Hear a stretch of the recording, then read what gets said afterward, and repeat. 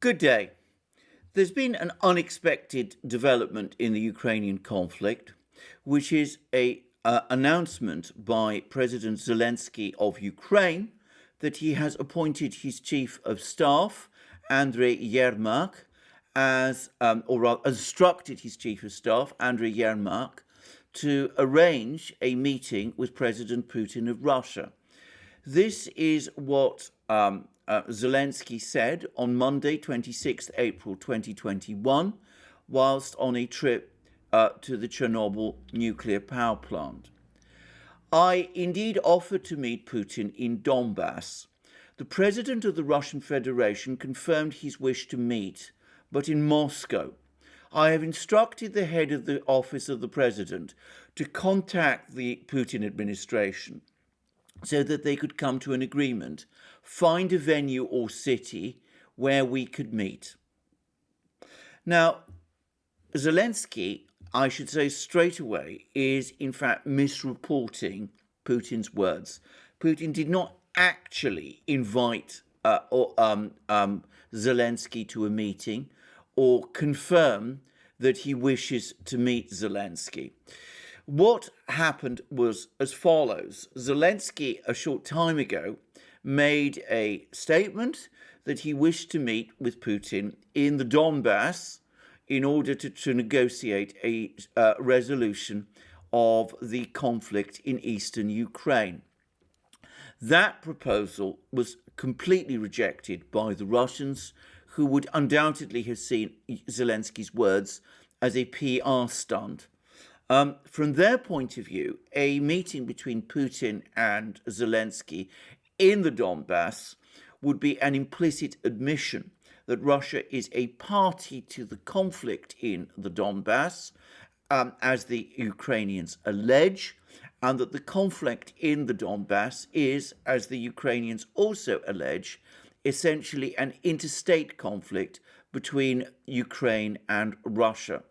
The Russians categorically reject that and insist that for there to be a settlement of the conflict in the Donbass, Ukraine must negotiate directly with the leaders of the two breakaway republics of the Donbass, the Donetsk and Lugansk People's Republics, as is required by the Minsk Agreement, which Ukraine signed and committed itself to in February 2015. This is how Putin actually responded to Zelensky's suggestion for a summit meeting between himself and Putin in the Donbass. As for the proposal of the Ukrainian leadership and President Zelensky, I would like to say the following. As of late, the current Ukrainian leadership took many steps that are destroying Russian-Ukrainian relations. This applies directly to a number of problems in bilateral relations. It includes their attitude towards the Russian Orthodox Church and attempts to destroy it. This applies to their attitude towards the Russian language and Russian-speaking citizens of Ukraine and Russian citizens living in Ukraine. Many steps have been taken to destroy our relations, which we can only regret.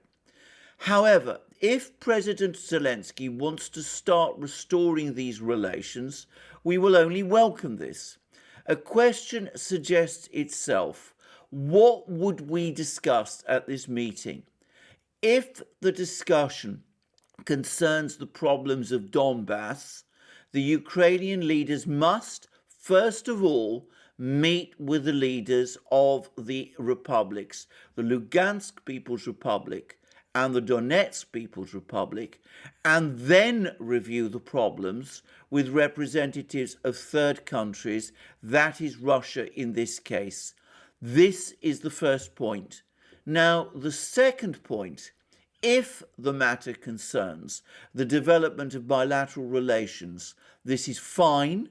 We will receive the President of Ukraine in Moscow anytime at his convenience. So what Putin said, and very clearly, was that if Zelensky does want a summit meeting, Putin is fine with that. That summit meeting should, however, happen in Moscow, not in Donbass, and it will not consider or discuss questions of the settlement of the crisis in eastern Ukraine, the problems between the Donetsk and Lugansk People's Republics, and the people who Putin refers to as the Kiev authorities, which is to say the current government of Ukraine, because so far as Putin is concerned and so far as the Russians are concerned, Russia is not a party to this conflict. It is an internal conflict within Ukraine itself, and it must be settled by Ukrainians. However, if Zelensky wants to discuss bilateral issues between Russia and Ukraine, such as restoring economic links and the rest, then he's welcome to come to Moscow and to talk about those things there. But there will be no discussion on the part of the Russians at such a summit of the internal conflict in Ukraine. And if Zelensky's intention is to come to Moscow to discuss that internal conflict in Ukraine, then there is no purpose in holding that summit. Well, Zelensky is obviously aware of what Putin said, and he has changed the meaning of Putin's words. He's now said that Putin has confirmed his wish to meet in Moscow. As I've said, that is a misrepresentation, and he is not making it clear that to the Ukrainian people that the only topic that Putin is prepared to discuss is bilateral relations between Ukraine and Russia, not the situation in Donbass itself. So what is the purpose, what is the point of Zelensky's proposal now for a bilateral meeting with Putin? Is he indeed trying to somehow draw Putin and the Russians into discussions about the internal situation in Ukraine as the Russians see it, and it's about the conflict in the Donbass, even though the Russians have made it absolutely clear that in the event of such a summit, they will not talk about it? Or is it Zelensky's intention, given the extremely severe economic crisis in Ukraine and the many problems Ukraine is having as it struggles with the effects of the pandemic, to talk with Russia about taking certain steps to try to improve relations between Russia and Ukraine, something which Zelensky's original electoral base in eastern Ukraine would welcome, but something which he has signally failed to do since he was elected? Well, it's difficult to say, but the Russians will not have taken much encouragement from an interview Zelensky has just given to the Financial Times. In that interview, Zelensky has spoken about the situation in eastern Ukraine. He says that he wants the Minsk agreements renegotiated and their substance changed in ways that will certainly be unacceptable to the Russians. And he's also talked about involving the Americans in the negotiations, something which the Russians oppose, and something which, by the way, the Americans themselves have shown no enthusiasm about doing.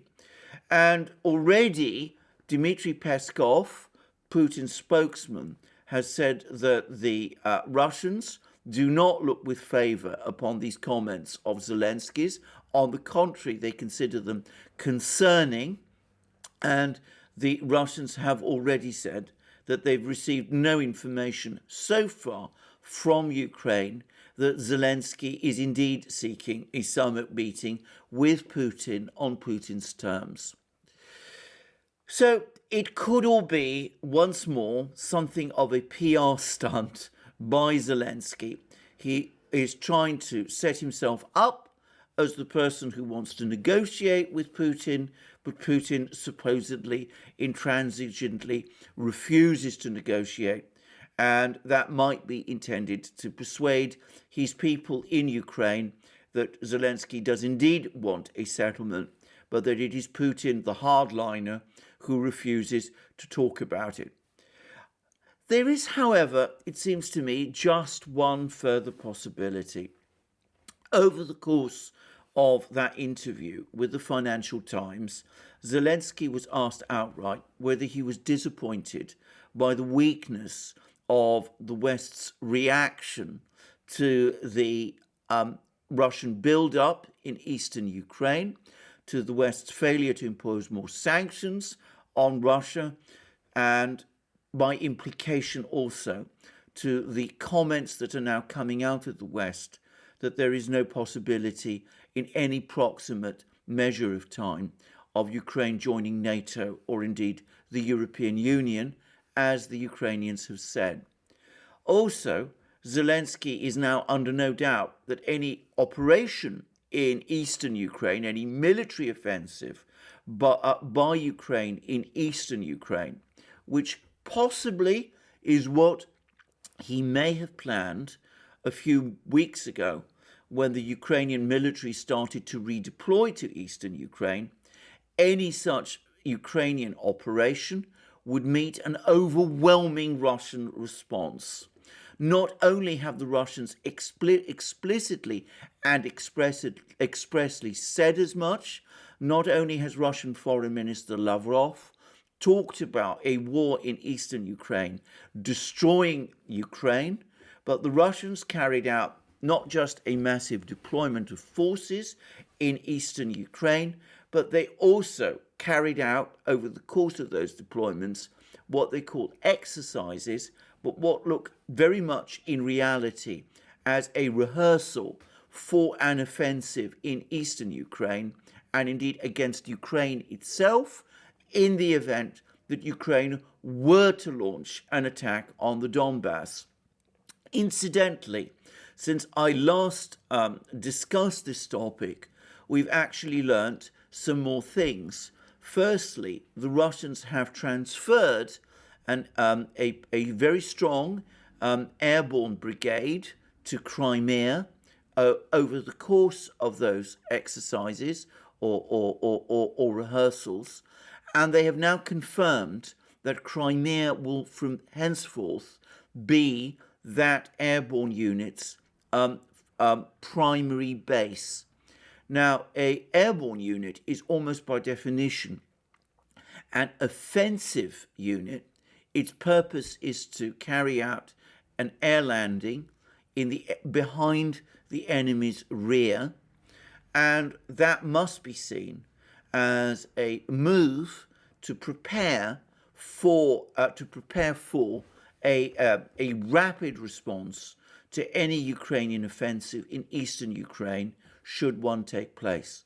Also, we know that the Russians have now positioned heavy weapons along the Ukrainian border so that Russian troops further from within Russia can be rapidly deployed with those weapons and act rapidly in the event of a Ukrainian offensive. So Zelensky is now under no doubt that whatever plans he might have had to try to resolve the conflict in eastern Ukraine by force are no longer going to be effective. He has also seen the limits of Western support for him. He also has the massive problem of having deployed large numbers of troops to eastern Ukraine, which he must be reluctant to withdraw, lest that provoke a political crisis in Ukraine, with the hardliners in Ukraine turning on him for ordering a retreat, whilst at the same time Ukraine simply cannot afford to keep those troops where they are indefinitely because of the cost, the financial cost of doing so, and of the decline in morale of those troops whilst they remain where they are. Moreover, the fighting continues on the contact line, with indications being that it is Ukraine that is suffering the heavier casualties, and with reports of more and more Ukrainian troops dying every day. Last but not least, Zelensky's own popularity is collapsing. Ukraine is in the grip of a deep economic crisis, And of course, the pandemic is raging in Ukraine as it is in so many other places. So Zelensky probably does have good reasons for looking for a way out of some kind. And so perhaps, having failed in every other way, it's not impossible that he's now trying as hard as he can to try and set up some kind of meeting with Putin, which would provide him with a face-saving way of pulling back. In that case, all those comments which he made in that article, in that interview to the Financial Times, comments which by the way, repeat things both he and his predecessor as Ukraine's president, Petro Poroshenko, have also said about renegotiating the Minsk agreement and about expanding the format of negotiations to include Americans. Perhaps all those comments were made in order to provide him some degree of political cover in Ukraine. Or perhaps, and this is something one must always consider with someone like Zelensky, he doesn't really know his own mind. He's perhaps trying to come up with some kind of negotiation with Putin, but he doesn't yet really know what he's going to negotiate or discuss with Putin, or what his great strategy or plan is. We will see. I suspect that if Zelensky does indeed want a summit meeting with Putin, the Russians, judging on what Putin said a few days ago about the conditions for that negotiation, will look very hard at what Zelensky is proposing and will be extremely careful that the agenda of that summit meeting is agreed very carefully in advance, and that it will not consider or look at any of the proposals for Donbass that Zelensky might have in mind. I do not expect the Russians to retreat from their position that this is an internal Ukrainian conflict by one iota. Well, we will see what happens over the next few days. Personally, I am very skeptical that this Zelensky-Putin summit will indeed take place. But if it does, then it will be a sign of just how desperate Zelensky's position has become. Thank you for joining me for this program. I look forward to you joining me in future programs, both on this channel and on our main channel, the Duran, where I do programs with my colleague and friend Alex Christoforou. Please also check out Alex's own channel. You'll find links under this video. Please also check us out on our other platforms, BitChute, Library, Rumble, and especially Odyssey. Please also support us to the extent that you feel you can via PayPal, Subscribestar, and Patreon. And remember, we accept payments and donations in all currencies, including the new electronic ones. And last but not least, check out our Discord server and go to our shop. Buy the wonderful things we have there, our famous magic mugs, the best coffee and tea mugs in the world, our amazing t-shirts, 100% cotton, our sweatshirts, our hoodies, and our famous hats. And thank you for joining me on this program, and I look forward to you joining me in future programs on this channel, and have a wonderful day until then.